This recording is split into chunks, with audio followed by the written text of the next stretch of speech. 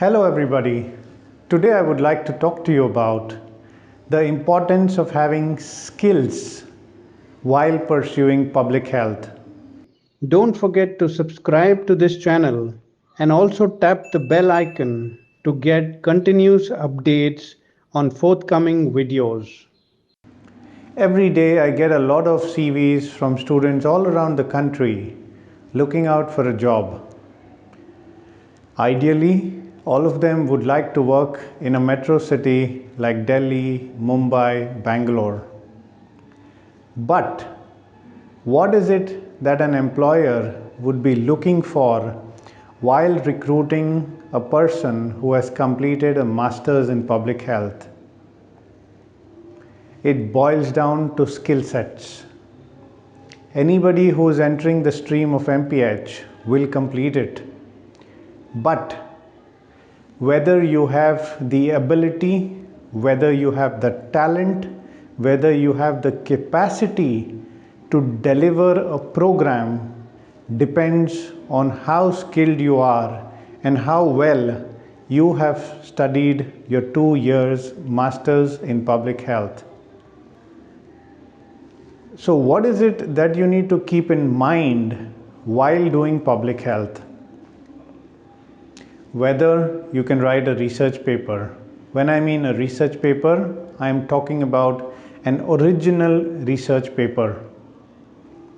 Whether you can write an independent grant. The next thing you need to think of is whether you can fundraise. You are no good to an employer if you cannot fundraise. This is a very, very critical component of every public health professional, that knowing the tenets of fundraising is extremely critical to growth, scalability and sustainability. Whether you can implement a program on the ground. Say for example, there is X district given to you and you are the in-charge program officer. In how much time can you bring a turnaround without being able to, on a daily basis, flag your challenges and issues, but rather use your negotiation skills to win it in your favor? That needs skill development. Your ability and your art of communication. How well can you communicate as a public health professional with government officials, with community-based stakeholders, with civil society actors, and also with your own internal teams?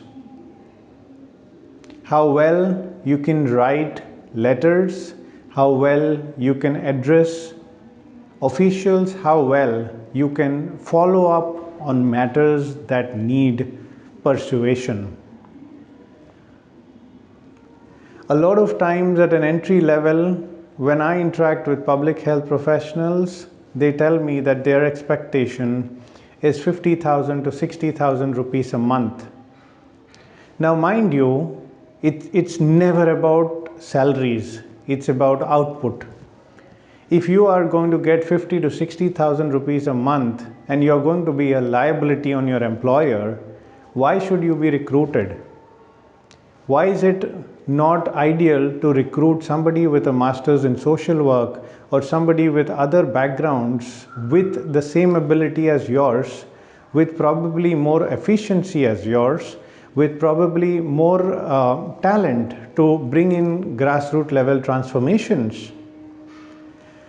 As a public health professional, you are not expected to just sit within your four walls of an office and work in front of your laptop or probably do some statistical tests. I am sorry, that might be important, but that is not public health. A lot of people today who've done MD community medicine and masters in public health end up doing or running statistical softwares, sitting in front of their tables and doing research.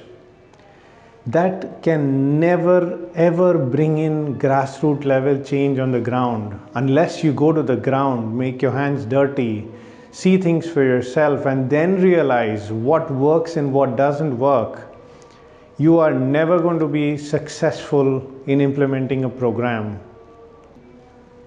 Coming back again to the same topic of what are the skill sets needed in public health. Now you may tell me, or you may argue saying that, hey, 2 years is a very short time to learn all these skills. Fair enough. If that's a very short time to learn skills in 2 years, probably you will not even learn those skills in 20 years.